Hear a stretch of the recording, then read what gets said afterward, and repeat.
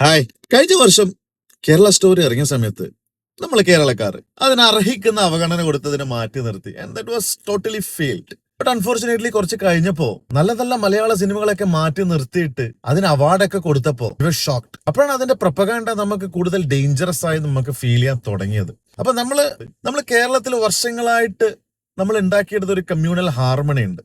ആ ഹാർമണിക്കെതിരെയാണ് നമുക്ക് അറ്റാക്ക് ചെയ്യാൻ ശ്രമിക്കുന്നത്. So we must defend.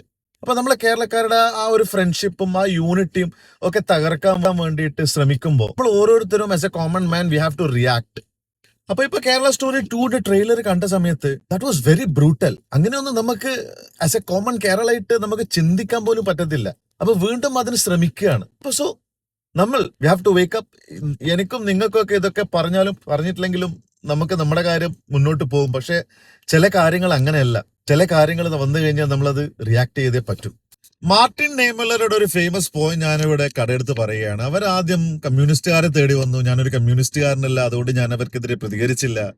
പിന്നീട് അവർ ജൂതന്മാരെ നോക്കി വന്നു. ഞാനൊരു ജൂതനല്ല, അതുകൊണ്ട് ഞാൻ അതിനെതിരെ പ്രതികരിച്ചില്ല. പിന്നീട് അവർ തൊഴിലാളികളെ നോക്കി വന്നു. ഞാനൊരു തൊഴിലാളി അല്ലാത്തതുകൊണ്ട് ഞാൻ അതിനെതിരെയും പ്രതികരിച്ചില്ല.